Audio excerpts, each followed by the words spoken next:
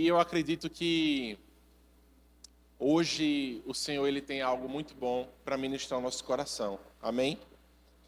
Mateus 24, versículo 1, a palavra diz o seguinte: Jesus saiu do templo e enquanto caminhava, os seus discípulos aproximaram-se dele para lhe mostrar as construções do templo. Vocês estão vendo tudo isso? Perguntou. Em verdade lhes digo que não ficará aqui pedra sobre pedra que não seja derrubada. Tendo Jesus sentado no Monte das Oliveiras, os discípulos dirigiram-se a ele em particular e disseram: Diz-nos quando acontecerão essas coisas, qual será o sinal da tua vinda e do fim desta era? Jesus respondeu: Tenham cuidado de que ninguém os engane, pois muitos virão em meu nome, dizendo: Eu sou o Cristo, e enganarão a muitos. Vocês ouvirão falar de guerras e de rumores de guerras, mas não tenham medo. É necessário que tais coisas aconteçam, mas ainda não é o fim. Nação se levantará contra nação e reino contra reino. Haverá fome e terremotos em vários lugares. Tudo isso será o princípio das dores. Versículo 9. Então eles os entregarão para serem perseguidos e condenados à morte. E vocês serão odiados por todas as nações por causa do meu nome. Naquele tempo, muitos me abandonarão, trairão e odiarão uns aos outros. E numerosos falsos profetas surgirão e enganarão a muitos. Por causa do aumento da iniquidade, o amor de muitos esfriará. Mas aquele que perseverar até o fim será salvo. E este evangelho do reino será pregado em todo o mundo, como testemunho a todas as nações. Então virá o fim. Amém, irmãos? Essa é a leitura da palavra.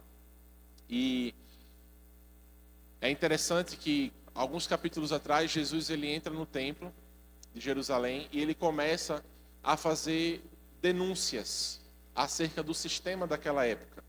Ele começa a falar com os fariseus, ele começa a falar raça de víboras, ele começa a expor que ele chama os fariseus de guias cegos, e ele expõe todo o sistema religioso daquela época.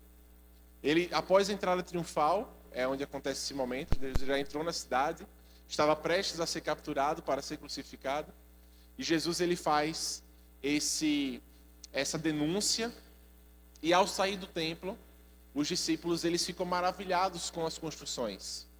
É interessante que Jesus ele luta uma batalha no seu período ministerial, né? Ele luta uma batalha diária para fazer com que os discípulos entendam as coisas espirituais. E os discípulos a todo momento olhando para aquilo que é natural. A todo momento prestando atenção de uma forma natural, esperando que Jesus fosse um salvador natural, que fosse batalhar, que fosse guerrear e livrá-los da mão dos romanos. E eles, admirados com o templo, eles fazem a pergunta. Eles ficam admirados, eles não fazem pergunta, mas Jesus faz a pergunta: vocês estão vendo tudo isso? E os discípulos olhando, ele diz: aqui não ficará pedra sobre pedra. Davi, coloca aí, por favor, a primeira imagem. Dá uma apagadinha, por favor, aí, Joab, por favor, para ficar só mais um pouquinho escurinho. Não precisa apagar tudo, tá? O do palco, eu acho. Só o do palco. Isso, tá bom, tá ótimo. Então vocês podem ver aí que nós temos a imagem do templo em Jerusalém, totalmente destruída, e onde as palavras de Jesus se cumpriram. Poucos anos depois, acontece toda uma guerra, e o templo ele é destruído, depois ele é saqueado. Como tinha ouro na sua construção, eles procuravam, eles mineravam um lugar atrás de ouro, e a estrutura do templo foi completamente destruída. Nós vemos na palavra de Deus que tudo aquilo que foi profetizado para os tempos em que já se passaram foi cumprido. Então, tudo que está na palavra já foi cumprido, né? Dos tempos passados. E nós estamos hoje vivendo um momento onde nós estamos esperando poucas coisas a se cumprirem antes do final. Muitas profecias sobre os reinados da Babilônia, profecias sobre o esfriamento, profecias sobre guerras, tantas coisas que já aconteceram. que a gente vê na palavra, sobre a visão de Daniel, a gente vê coisas falando sobre os reinados que iriam surgir, que já se cumpriram. E nós estamos hoje aqui reunidos em um momento único na história. Você precisa, como cristão, olhar para o seu momento, olhar para a sua vida, mas não olhar apenas de uma forma assim egoísta, onde você olhe para si mesmo, para as suas necessidades, para os seus desejos. Pode tirar a imagem, Davi. Mas você olhe para o contexto, pode deixar apagadinho, o contexto das coisas que estão acontecendo. Porque eu acredito, do fundo do meu coração, que nós estamos vivendo os últimos momentos antes da vinda de Jesus. Amém? Eu acredito do fundo do meu coração. Eu não sei quantos de vocês estão cientes e vendo as notícias, mas tem acontecido tanta coisa no mundo que eu tenho ficado assim, meu Deus, toda hora é uma coisa diferente. Toda hora é uma decisão, toda hora é um tratado, uma nova organização, é uma nova fala de algum líder mundial. E a gente começa a perceber como as coisas têm caminhado para a volta de Jesus. Agora, recentemente, a exposição de vários arquivos que estavam guardados acerca, não sei se vocês ouviram falar, né, dos Epstein, né, files, né, arquivos do Epstein, que foi um rapaz bilionário que fazia encontros numa ilha e tinha abuso de criança, canibalismo, sendo exposto. Não recomendo vocês a pesquisarem, porque é uma coisa assim muito suja e muito feia, mas sendo exposto de que o mundo, ele de fato jaz no maligno e ele é governado por uma elite satânica.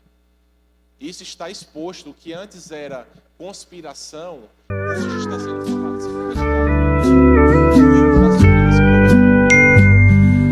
os sacrifícios que acontecem, rituais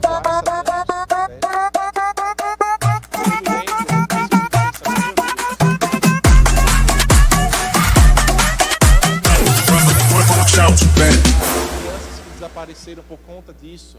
Vamos apresentar. E eu fico pensando o que passou na mente e no coração dessas pessoas.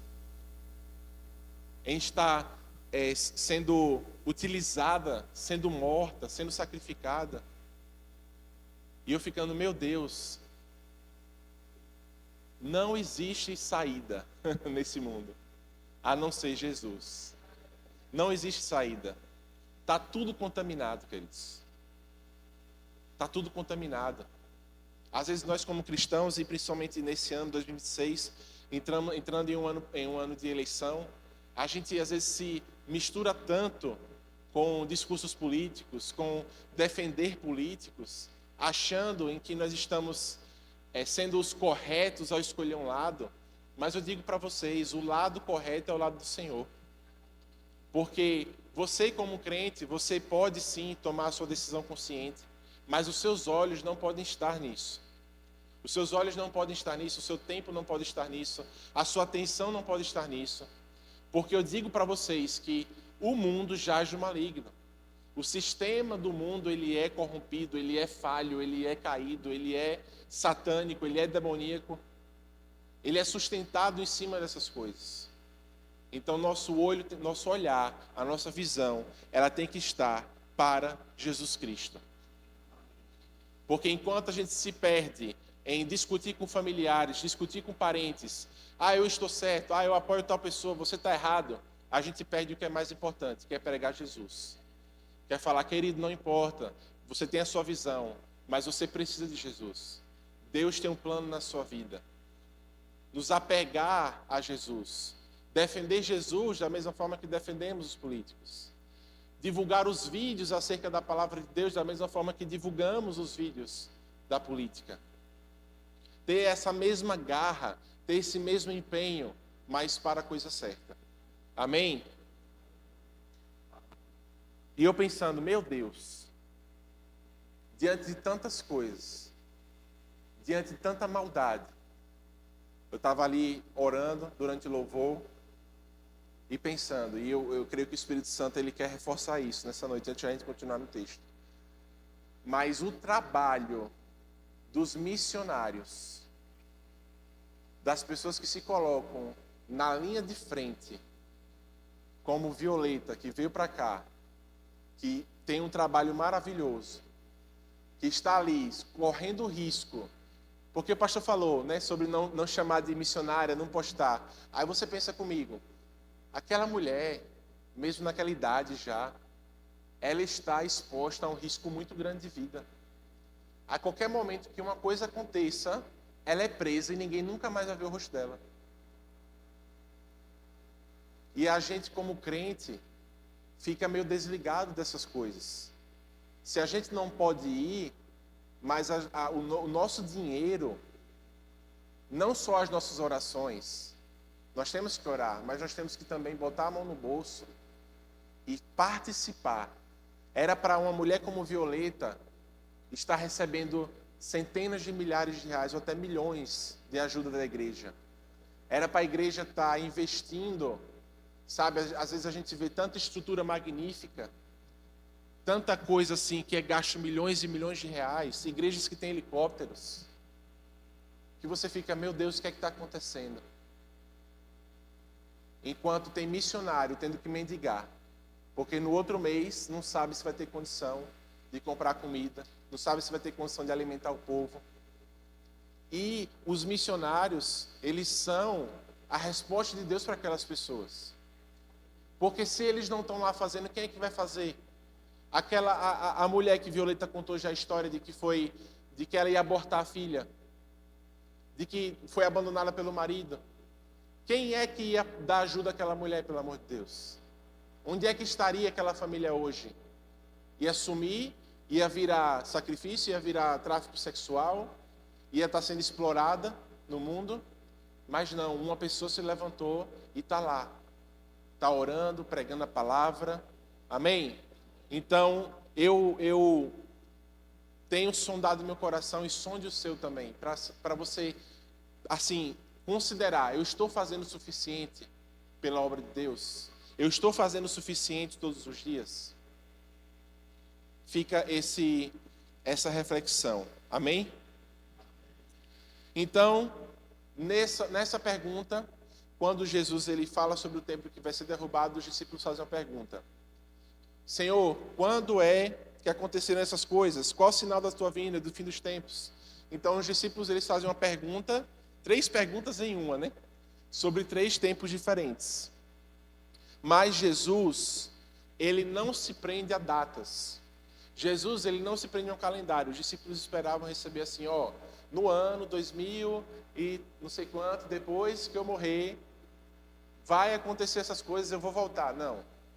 Jesus, ele sabia que nós, como crentes, não podemos estar olhando para uma data específica, fazendo cálculos, perdendo tempo com teorias acerca da volta de Jesus, porque o mais importante que Jesus fala na sua resposta é sobre como nós temos que viver até que ele venha.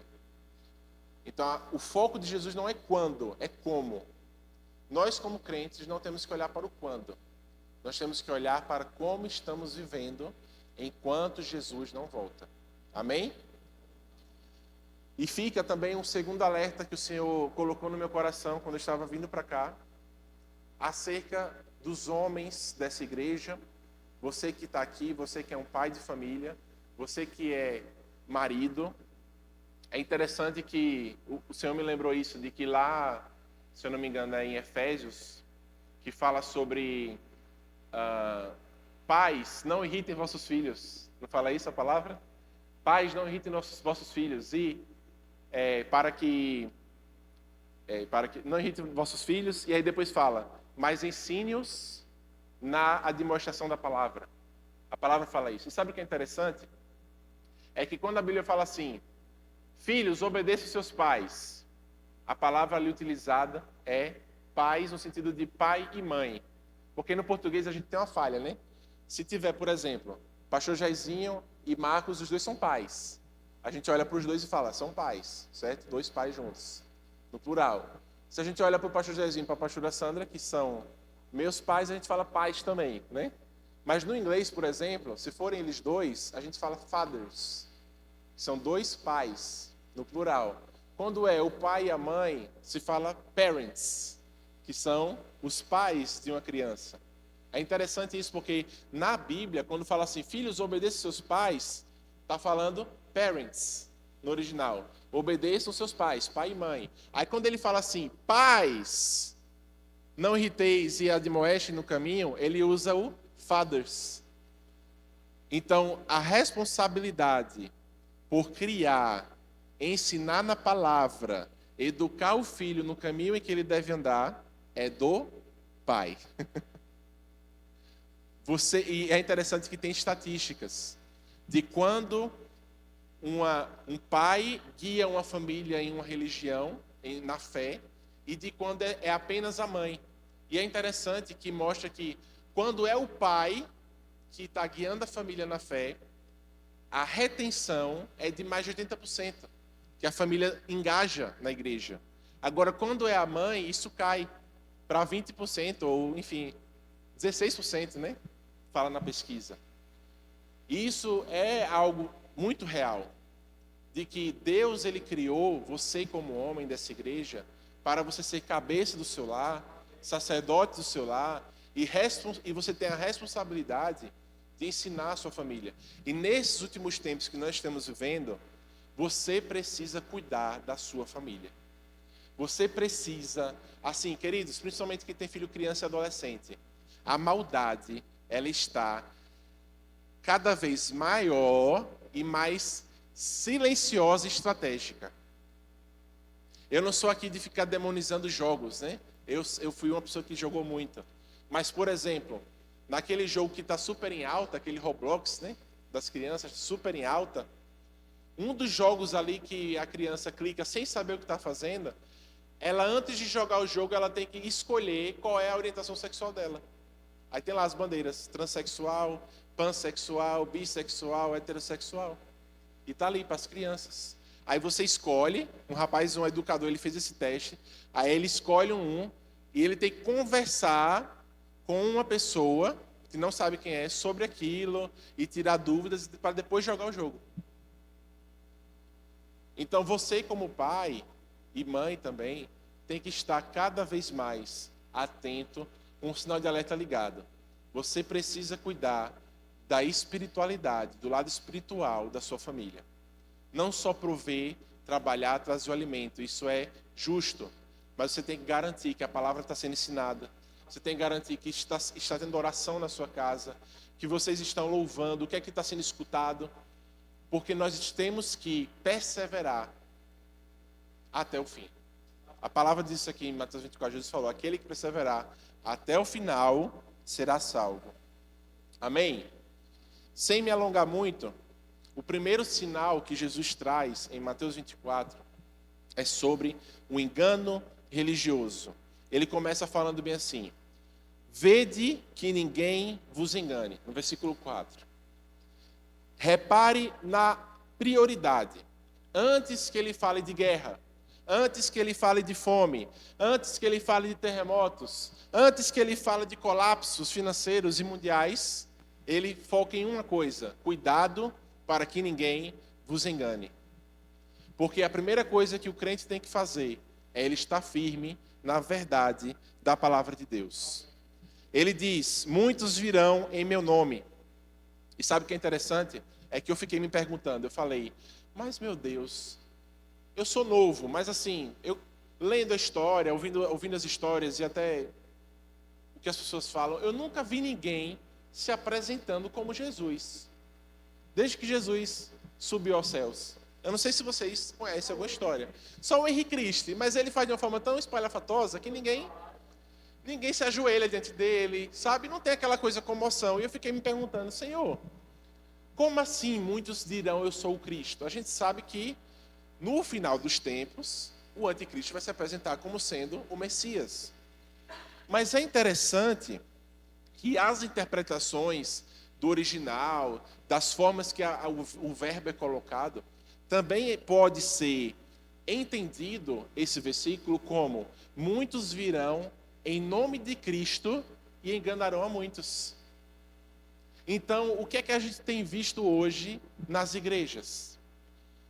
Ele fala sobre falsos profetas, pessoas que se levantam e falam sobre um Cristo que não é o Cristo da igreja, não é o Cristo da palavra de Deus. É um Cristo distorcido. É um Jesus que agrada os nossos desejos ao invés de nós buscarmos agradar a Ele. É um Jesus que está servindo como amuleto para a prosperidade. É um Jesus que está relativizando aquilo que é certo e que é errado. Coloca aí, por favor, Davi, a imagem. A segunda imagem que eu te mandei. Vocês viram sobre essa polêmica que surgiu na semana passada? Sobre a música A Mesa Venceu, né? Não, mas a UE é só o coral, o nome é outro. Essa música que estourou na mídia, que já foi tocada em várias igrejas por esse grupo musical, que tenta se apresentar como sendo inclusivo. Nós somos inclusivos, nós somos antissistema, nós somos antissistema religioso, tentando trazer uma verdade, só que fantasiada, uma verdade bonita, mas sem fundamento na palavra de Deus. Aí você tem uma canção cheia de elementos ambíguos, falando sobre o Zé entrou, a Maria sambou, elementos do candomblé sendo misturados. Não é só isso, se você for ver a música toda. Um trecho eles falam bem assim: aqui senta quem é homem, quem é mulher e quem não sabe o que é. Aí em outro trecho do álbum, a mulher começa a cantar Yarandê Matsará, como é que fala, um mantra que é falado no meio do candomblé, no meio de tribos indígenas. E isso sendo cantado, e você vê pessoas ao redor levantando as mãos e chorando, e você fica, meu Deus, o que é que está acontecendo? Abre aí o primeiro link, Davi, por favor. E não só no meio da música, dos artistas, é até interessante que Yudi, né, aquele menino da TV, ele recentemente se mudou para o Japão. E ele falou bem assim, olha, estou indo para o Japão com minha mulher, vamos ser missionários lá. Eu não quero viver essa vida de artista, porque eu percebi que o que eu estava vivendo no mundo, eu estava começando a ver na igreja. A agenda lotada, dinheiro cheio, e fazendo aquela coisa artística. Ele falou, não quero mais isso. Se mudou para o Japão. Aí ele postou recentemente agradecendo a Deus, porque fechou um contrato com a Honda para poder divulgar lá, né, que a Honda é uma empresa japonesa, e Deus suprindo a necessidade dele. Mas você vê como hoje também, da mesma forma que Jesus denunciou o sistema religioso, hoje nós também temos um sistema religioso falho. Sobe só um pouquinho para o pessoal ver quem é que está na foto. Shawn Bowles, a senhora lembra, né? Shawn Bowles, um profeta muito conhecido, que já está há um tempo sumido, usado muito por Deus em palavras de conhecimento. Eu já li o livro dele. E recentemente também entrou em uma polêmica, por quê? Porque um rapaz começou a investigar sobre ele e conseguiu ver provas de que ele estava fazendo pesquisas de informação do público antes de subir para pregar. Então, vendo informação de data de aniversário, de CPF, para poder chegar em cima do púlpito e falar, ó, Deus está me revelando o número do seu CPF, a sua data de nascimento, o seu nome completo. E as pessoas, oh, meu Deus, é Jesus revelando. E eu fiquei surpreso quando eu vi sobre isso. Eu falei, meu Deus, eu gostava das ministrações. E não é uma coisa que é um ataque a ele, porque pode acontecer, né, da mídia atacar uma figura. Mas a própria Bethel, que é a igreja dele, veio a público, se desculpando pela falta de posicionamento diante das acusações. Que deveria ter, sim, chamado a atenção dele, ter pedido desculpas, ter feito um tratamento. Aí ele recentemente postou, estou me retirando dos serviços ministeriais para refletir sobre bababá. Gente, carnaval também pede uma comidinha gostosa em casa. Brasil, pede mais. Vamos apresentar já muito pronto. Por isso que eu digo, queridos, não se admire com igrejas luxuosas, com igrejas cheias de eventos e coisas para te distrair. Se prenda a uma igreja que prega a palavra de Deus, que prega a verdade da doutrina da fé, que prega os fundamentos, porque isso é mais importante na nossa vida. Paulo havia alertado em 2 Timóteo, capítulo 4, versículo 3 a 4. Não suportarão a sã doutrina. Então nós temos visto uma verdade sendo relativizada. O que é certo, o que é errado, como Deus criou, como Deus determinou que as coisas fossem. Então esse primeiro sinal que Jesus traz, ele não é um sinal político, ele é um sinal teológico. Você como cristão precisa estar ciente, conhecedor, aprofundado, se alimentando da palavra de Deus todos os dias, para que a sua família ela não seja enganada pelo engano. Amém? Então, o segundo sinal que Jesus fala é: ouvireis falar de guerras e rumores de guerras. Então, Jesus, ele não romantiza o sofrimento, tipo assim, olha, aceitem, é isso mesmo, vocês vão sofrer. Mas ele também não permite que nós, como cristãos, fiquemos histéricos. Ai, meu Deus, o mundo acabou. Ai, vai cair uma bomba em Aracaju. Meu Deus, tudo está acabando. Eu vou gastar meu dinheiro todo. Eu vou fugir para as montanhas. Não é isso que Jesus prega. Jesus, ele diz, esse é o princípio das dores. Calma, ainda não é o fim. Amém? Abre aí, por favor, Davi, o segundo link. Então é muito importante que nós olhemos para as crises globais, as crises de guerras, as fomes, as doenças, vírus Nipah, agora que está surgindo, né? O vírus Nipah, que mata pra caramba, a mortalidade lá em cima. Que a gente não olhe para essas crises como uma ausência de Deus, como assim, Deus abandonou o mundo, estamos por nós mesmos, acabou tudo, é o fim. Mas que a gente veja que tudo isso expõe a fragilidade de um mundo caído. Tudo isso expõe, de fato, que nós precisamos que Jesus volte. Tudo isso expõe que nós precisamos de um Salvador. Então, nós temos visto conflitos, tensões, a guerra com o Irã, a guerra da Ucrânia com a Rússia, a China ameaçando invadir a Tailândia, os Estados Unidos ameaçando invadir a Groenlândia. Oi? Taiwan, eu falei outra palavra? Tailândia, né? É Taiwan, desculpa aí, pessoal. Tailândia fica do outro lado, né? Taiwan. Então, assim, ameaças de guerras. Aí, recentemente, o Trump, ele vai e cria um negócio chamado Conselho da Paz. É como se fosse uma nova ONU, uma nova organização para buscar a paz. Ele está desesperado em busca de um prêmio Nobel da Paz. Ele não ganhou esse ano, o ano passado, mas ele está a fim de ganhar esse ano. E vocês acham que isso é coincidência? Onde nós lemos na Bíblia todas as profecias falando sobre falsa paz, de que quando disserem está tudo bem, aí é que virá repetindo destruição? Vocês acham que tudo isso é por algum acaso? Aí ele cria o conselho, cobra $1 bilhão de cada país para entrar nesse conselho. Ele é o líder vitalício desse conselho. Aí um monte de país pagando, Israel, Rússia, um monte de país, para poder fazer parte. Um conselho da paz. Aí você vê tratados de paz sendo firmados entre países árabes, muçulmanos. Tudo se desenhando, queridos, para um governo do anticristo. Tudo se desenhando. A inteligência artificial bombando. Discursos acerca da necessidade de se ter uma renda global, onde as pessoas não vão ter mais emprego. E a inteligência, os robôs, eles vão tomar conta de tudo.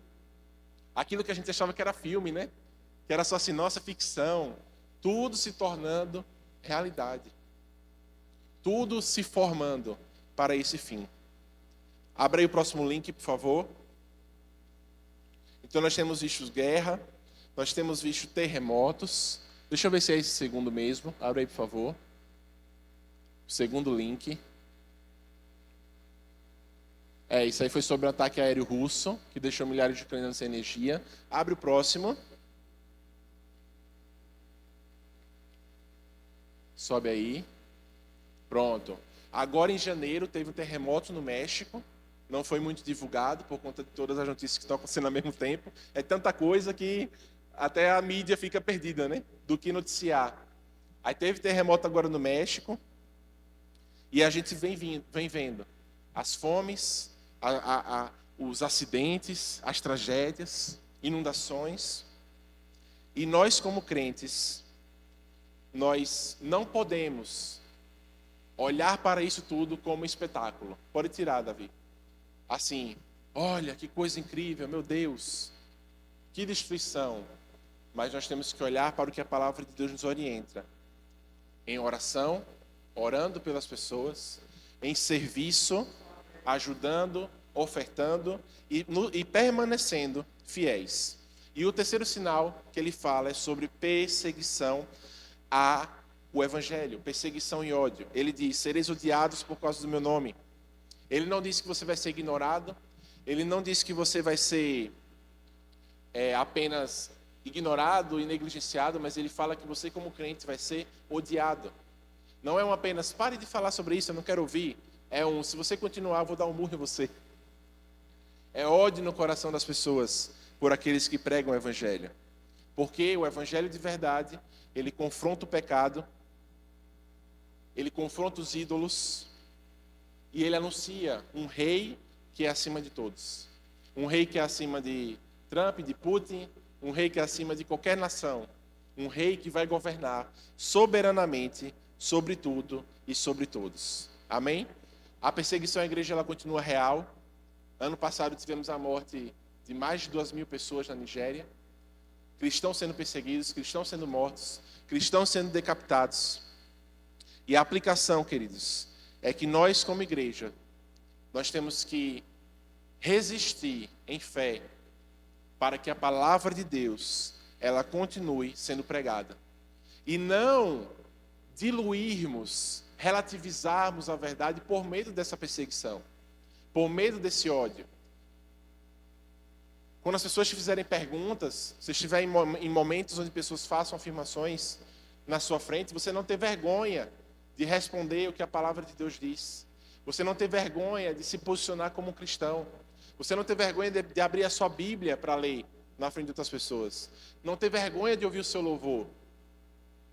Estou ouvindo louvor, chega uma pessoa aqui na porta, eu vou baixar aqui o volume para não incomodar. Não, queridos, continue ouvindo o seu louvor. Continue orando em línguas, sem vergonha do Evangelho. Amém? E por último, nós temos o sinal da apostasia e da frieza espiritual. Muitos falsos profetas se levantarão e o amor de muitos esfriará. Porque muitas vezes qual é a nossa tendência? A gente vê tanta coisa acontecendo, a gente vê tanto escândalo, né? A gente vê tanta coisa no meio da igreja, a gente vê tanta coisa assim, desorganizada, aquela coisa estranha. Aí teve o profeta Mirim no passado também, né? Fazendo aquelas coisas estranhas, por dizer assim, por baixo. E a gente fica assim, então, é isso mesmo, não vou mais para a igreja, vou ficar aqui buscando Deus em casa. Tô desacreditado mesmo de como é tudo corrupto, né? As pessoas vão por esse lado, né? Mas nós não podemos deixar o nosso amor se esfriar. Porque, no final das contas, essa seria a grande tragédia da nossa vida, né? Porque você pode morrer, podem te torturar, você pode passar necessidade, mas você sabe que você está salvo, que você está nas mãos de Deus, que você vai estar com Ele no fim. Então, do que adianta viver uma vida tão difícil, corrida, cansativa, para no final morrer na areia, né? Então, que a gente persevere de forma firme na palavra de Deus, persevere na doutrina do Senhor, traga a sua família para a igreja, leve sua família para a igreja, participe dos grupos, ore, ou leia a sua palavra, sabe? Louve dentro do seu lar, priorize a sua vida espiritual. Amém, queridos? E Jesus, ele também faz uma promessa. No versículo 13. Aquele que perseverar até o fim será salvo. Amém? Então fala comigo. Eu irei perseverar até o fim. Amém? Então é nós voltando nosso olhar para Cristo, mesmo diante das pressões, mesmo diante do pecado. É nós permanecermos na palavra de Deus, mesmo quando as coisas mudarem, mesmo quando as modinhas mudarem, mesmo quando surgirem atrações diferentes. Porque tem crente que chegou o São João, chegou o carnaval, se desvia, né? Nós permanecendo fiéis na palavra de Deus. Obedecer ao Senhor, mesmo sem sermos vistos. Fazer aquilo que é certo, fazer aquilo que é justo. Amar as pessoas, mesmo quando é mais fácil nós odiarmos. Nós darmos a nossa outra face aos nossos inimigos. Amém, queridos? Vamos ficar de pé.